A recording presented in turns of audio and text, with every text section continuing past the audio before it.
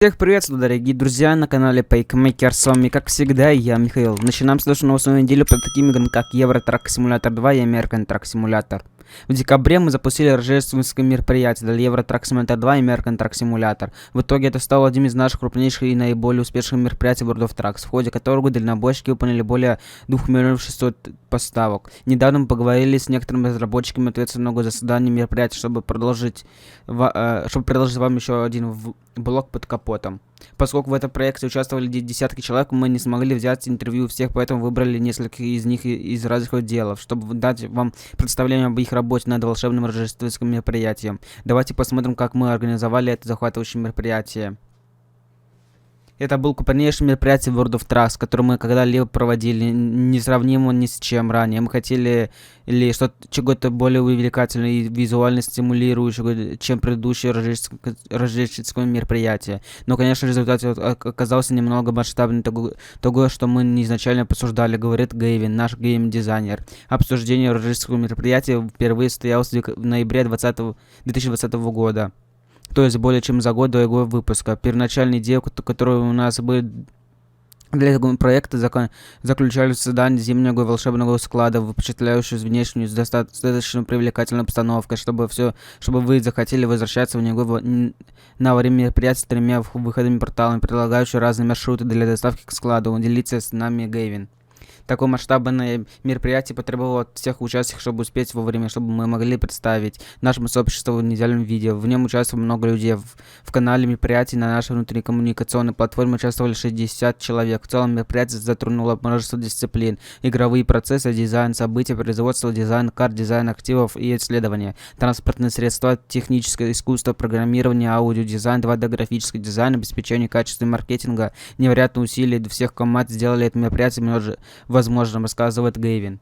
Люси, наш продюсер, руководителем рождественской карты и созданием активов, что требовало облегчения коммуникации, указания помощи всем командам в выявлении и решении проблем. Ее предыдущий опыт разработки карт оказался большую помощь в этом процессе. Это был мой первый проект, и он был не таким уж маленький. Проблемы возникали почти через день, от нефиксированных ошибок до потерянных ресурсов взломов карт. Весь год я выступал своего рода организацией звенующим звеном, связывающим людей, продвигающим производство вперед и делающим все возможное, чтобы убедиться, что в конце концов мы справимся с задачей и удивили нашему сообществу. И так счастливы, что мы сделали это вместе, и для меня было большое счастье работать со всеми. Рассказывает Люси о своей работе над проектом. Волшебная карта снежной рождественской зимней страны была создана нашим картографом Миланом, который рассказывает нам о процессе. Карта была сделана в нескольких этапов и немного отличалась от обычных производств. Нам нужно было найти ракурс, который отражал бы реальную грузоперевозок и в то же время вызвал прозрачное, немного сказочное ощущение. В конечном итоге мы выбрали мир, напоминающий старые рождественские открытки. Мы также определились с размерами содержания карты. Результаты определялись имеющим у нас лимитом времени. Также из-за этого создание карты осуществлялось с интенсивным использованием заполнения и альтернативных решений, что немного отдвинуло финальный этап тестирования и привело к некоторым суматохе. В конце проекта в основном это было приятно благодаря энтузиазму всех участников. Варианты самой сложной частью этого проекта был тот факт, что карта и ресурсы должны были работать как для ETS, так и для ATS. И поскольку мы делали это впервые, не обошлось без проблем, но мы сделали это, говорит Милан. То, что оживляет каждую карту такие объекты, как дома или машины, а также окрестности. Нам впервые пришлось покрыть их слоем снега, что, по словам Анны, было довольно сложной задачей. Я использовал процедуры генератор, чтобы украсить и покрыть снегом большую часть объектов на карте. Самой большой проблемой было сохранить баланс между красивой графикой и производительностью. Из-за геометрии снега количество 3D-моделей было значительно выше нашего обычного стандарта. У нас было около 200 таких моделей. Поэтому был некорректный риск. Игроки впервые официально увидели снег. Вот почему все в нашей команде было рады сделать лучший рождественский подарок нашему лучшему сообществу, говорит Анна, наш художник.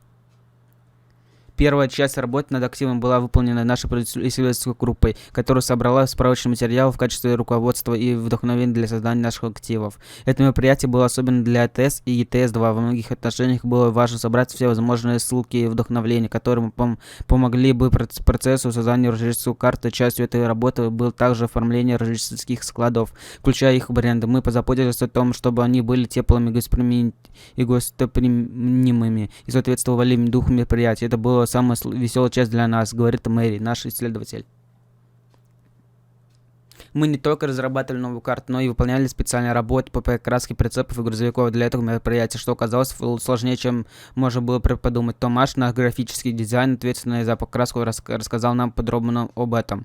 Основной целью было создание 5 трейлеров, каждый из которых представлял определенный склад. Работа с покраской была сложной, поскольку она должна была быть совместима как с европейскими, так и с американскими трейлерами, которые различаются по размеру. В итоге мы создали один идентичный кадр, который был одинаковым для всех трейлеров, но изменялась только внутренняя часть кадра. Следующим шагом была разработка схемы покраски грузовика, которая соответствовала бы всем прицепам. Как и в случае с прицепом, мы создали единую схему покраски кабин, совместную как и с ТС-2, так и с АТС. Несмотря на первоначальную нервозность и в конечном итоге оценили то, что команда поручила мне это задание. Я смог стать частью своего первого большого проекта, который позволил мне развивать некоторые новые навыки. Я хотел бы поблагодарить всех, кто внес свой вклад в успех этого проекта, говорит Томаш.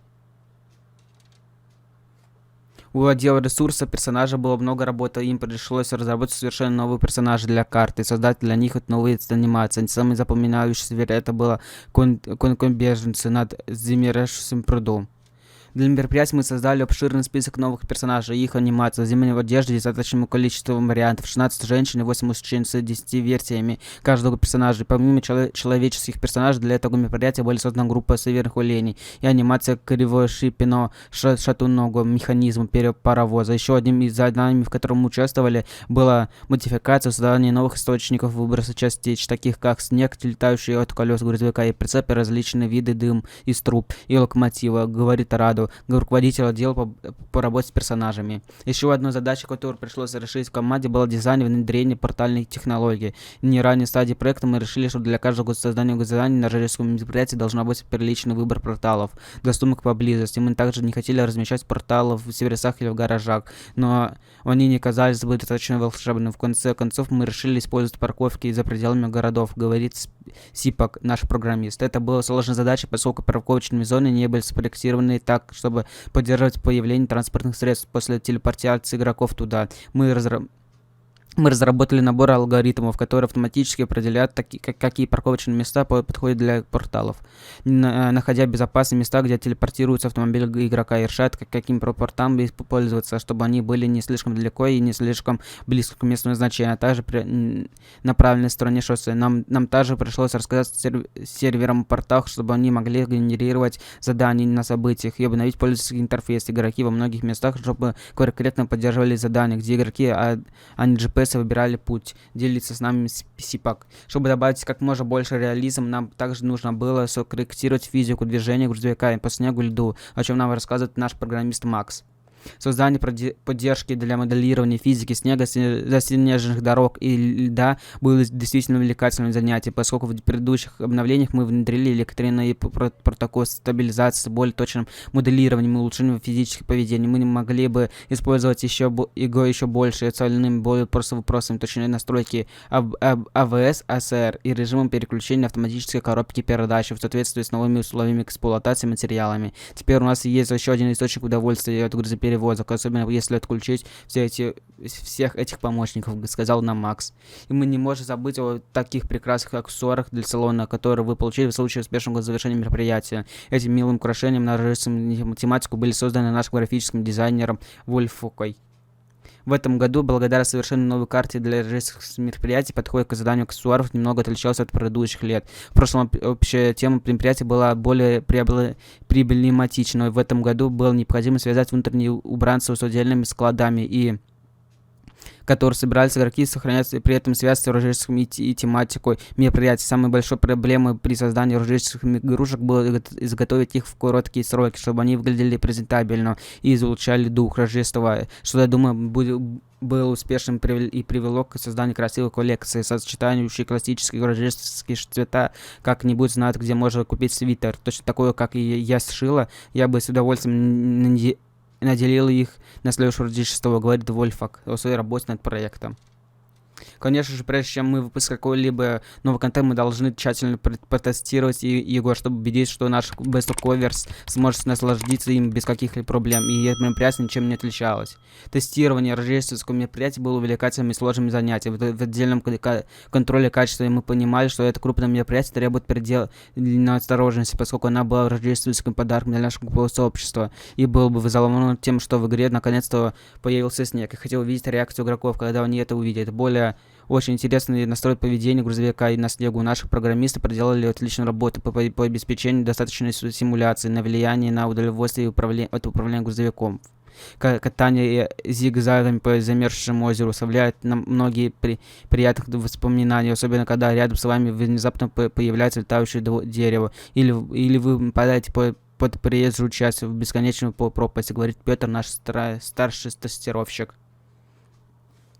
У нас также был бы красивый паровоз старой школы, который ездил по карте, что придавало ей более сказочное ощущение. Наш графический дизайн Дино рассказывает нам о разработке этого локомотива. Одни из вещей, над которыми я не ожидал работать в наших играх, был паровоз. До этого задания я ничего о нем не знал, поэтому исследование компонентов было очень увлекательным. И поскольку предполагается, что это был автомобиль с искусственным интеллектом, это означало, что он будет анимирован так, что все логически движущие части должны были быть на месте. Создание текстур тоже было очень увлекательным, и все это было очень хорошо скорректировано Люси продюсером. Она быстро оставляла отзывы, которые помогло создать рождественскую атмосферу старого локомотива и вагонов, говорит Дино. В рамках такого масштабного проекта команда пришлось преодолеть множество трудностей, особенно понимаю и согласие с художественным видением. В команде было много проблем при передаче повторений творческого видения со всеми ключевыми заинтересованными сторонами. Прогнозирование усилий и планирование было сложным из-за неопределенности связанной с новой технологией загрузки карты порталами, говорит Гэвин. Тестирование стало еще одним серьезным препятствием из-за новой игровой механики, особенно в отношении влияния на конвои. В польском игре логистика и управление ресурсами также была сложным из-за других конкурирующих высокоприоритетных проектов. Более того, тонкая настройка ресурсов и улучшение окружения создали свой собственный набор препятствий из-за нюансов предания рождественским событиям, информация, которую мы хотели бы донести до игроков, добавляет Гэвин. Несмотря на то, что в последнюю минуту возникло несколько проблем, мы к счастью решили их и выпустили мероприятие вовремя, когда мы наконец увидели, на что будет похож мероприятие после того, как у нас собралось воедино, прошло проверку и тестирование. Это побудило команду выйти на финальный уровень полировки, чтобы карта и мероприятие действовала блистали. И, как правило, именно последние 10% полировки требуют наибольших усилий. Мы просто увидели, что мероприятие было настолько хорошим, что нам нужно было создать это для игроков и для самих себя, поскольку мы работали над этим так долго, заключает Гэвин. Это определенно не последний раз, когда вы увидите волшебную рождественскую зимнюю страну. Мы уже проводим посуждение совещание по дизайну того, как мы можем улучшить всю компенсацию технологий будущих мероприятий. Так что следите за обновлением. Не забывайте следовать за нами на наших социальных медиа. Твиттер, Инстаграм, Фейсбук, ТикТок. Так что вы не пропустите ни одной новости и о наших предстоящих проектах. А пока увидимся на гастролях. Давайте бросим вызов нашим географическим знаниям и детективному мастерству. Погрузимся в этот блок с изображением, скриншотами и заполнения Nordic Horizons. Нашего предстоящего расширения карт для Евротрак Смотр 2. Угадайте, где мы находимся. Укажи реальное местоположение изображения и на каждом из этих изображений. Поделитесь с нами всеми догадками в разделе комментариев ниже. Мы анонсировали дополнение Nordic Horizons в январе, и это все еще находится в активной разработке. В этом дополнении к карте вы сможете исследовать очаровательные пейзажи Северной Европы, включая красиво обширные норвежские фьорды, ведущие к Северному Ледовитому океану, шведскую Норландию, вплоть до скандинавских гор и финскую Лапландию. Теперь дайте нам знать, если узнаете какие-то реальные локации на этих скриншотах. Мы с нетерпением ждем какое из самых близких предположений, хотя это дополнение все еще находится на ранних стадиях разработки. Мы надеемся, что этот блог даст вам представление о проводимой работе. Если тебе не терпится поиграть, обязательно добавь дополнение Nordic Horizons DLC в свой список пожеланий Steam. И подписывайся на наши социальные сети Twitter, Instagram, Facebook, TikTok, чтобы не пропускать ни одной новости об этом. Ссылочка на данное DLC находится в описании данного видеоролика. Если вы хотите увидеть мои страдания, мои слезы, мои огорчения и просто веселый, прекрасный контент неудачных фейлов, моментов, добро пожаловать на мой Бусти. Ссылочка на Бусти находится в описании данного видеоролика. Всего лишь нужно заплатить будет 50 рублей, и вы сможете посмотреть этот фейл-момент. Добро пожаловать в Сент-Джозеф, штат Миссури. Это очаровательный город, расположен всего в 2 шагах от штата Канзас. Имеет историю, восходящую к 19 веку. Пока дополнение находится на стадии разработки, мы хотели поделиться с вами некоторыми еще очень ранними превью из этого грядущего штата США для American Truck Simulator. Поэтому, пожалуйста, имейте в виду, что на некоторых скриншотах, которые вы увидите здесь, представление области, над которыми все еще ведется работа, и они содержатся некоторые заполнители. Хотя на первый взгляд этот город может показаться слишком захватывающим, Сент-Джозеф имеет довольно известную историю. Одним из самых знаковых исторических достижений города стала его ключевая роль в качестве отправной точки для Поли Экспресса. В 1980 году Сент-Джозеф стал восточным конечным станцией этой легендарной службы доставки почты, которая обеспечивала быструю связь между восточной частью Соединенных Штатов и быстро развивающей западной границей. Центральное расположение города сделало его идеальной отправкой точкой для некоторых из самых известных рейдеров из истории Запада Америки. Сегодняшние промышленные предприятия по-прежнему сосредоточены в центре города. Игроки, ищущие работу по контракту и поблизости, наверняка найдут свободные места в южной части города. Здесь вы найдете зерновые элеваторы, крупную пищевую фабрику и химический завод поменьше, на которых вы можете осуществлять доставку. Те, кто присматривается к новому грузовику, также найдут дилер Кейт Word Trucks в этом районе. В северной части города вы увидите центр города с множеством различными историческими зданиями. Наиболее примечательными, конечно, являются некоторые старые кирпичные заводы, жилые дома, магазины, склады, которые все еще можете найти стоящие сегодня. Здесь вы также найдете городскую площадь с такими примечательностями, как статуя Паламика, путешествие на запад, здание гражданской арены и фирменный знак в центре города. Те, кто знаком с этим районом, знают о близости Сент-Джозефа к реке Миссури, которая протекает вдоль города, действительно, как граница штата. Одна из важных достопримечательностей, которые игроки смогут найти вдоль реки, это знаменитый подвесной железнодорожный мост, который был открыт в 1960 году. Вы также сможете путешествовать по I-229, уникальному двухэтажному шоссе, которое проходит вдоль реки. Однако дорога река не единственный вид транспорта в этих краях. Вы также найдете разветвленную железнодорожную сеть через Сент-Джозеф, которая служит важным связующим звеном между городами по всему штату. Многие отрасли промышленности, как на местном уровне, так и за его пределами, полагаются на эту важную транспортную сеть для транспортировки продуктов, запчастей и многих другого по США и за их пределы. В ваших путешествиях по Сент-Джозефу и за его пределами вы узнаете еще много интересного. Мы надеемся, что вам понравится ранняя демонстрация этого города. С нетерпением ждем возможности посетить его самостоятельно в American Truck Simulator в будущем. Если вы сделаете это, обязательно добавьте Миссури в свой список пожеланий Steam, поскольку это действительно помогает поддерживать наших будущих разработки, включая эту. До следующего раза продолжайте в том же духе. Ссылочка на Миссури будет в описании данного видеоролика. Во время путешествия по американскому штату Небраска водители ждут разнообразные скрытой жемчужины в виде увлекательных художественных фресков и стрит-арта, превращающих обычные участки дороги в динамичную галерею. От исторических ссылок до современных интерактивного искусства. Наша талантливая команда воссоздали и сохранили некоторые из этих произведений виртуальные в нашем готовящем дополнении к American Truck Simulator, чтобы водители могли их просмотреть и наслаждаться. Эти придорожные шедевры, найденные в больших и малых городах, предлагают путешественникам заглянуть в яркий художественный гобелен и историю Небраски. В сегодняшнем блоге мы рады поделиться с вами обзором некоторых из этих, которые вы можете увидеть в дороге. Одна из таких фресков, которую можно найти в городе Беатрис, изображает переходцев, которые путешествуют по историческому маршруту штата Орегона в поисках новых возможностей на Западе. В нижней части иллюстрации вы увидите изображение реки Биг Блю, одного из крупнейших притоков реки Канзас, который служит знаменитой достопримечательностью для первопроходцев и находящийся недалеко от города. Эта большая художественная фреска, занимающая всю стену, изображает старую железнодорожную станцию вместе с локомотивом, возвращающую к тем дням, когда это культовые паровозы пересекали Небраску и переходили через город Бриджпорт. На рисунке видно место занимает Генри Т. Кларк, наряду с Платным мостом, который он построил через реку Норт-Плат, а также знакомыми природными достопримечательностями, расположенными далеко от города.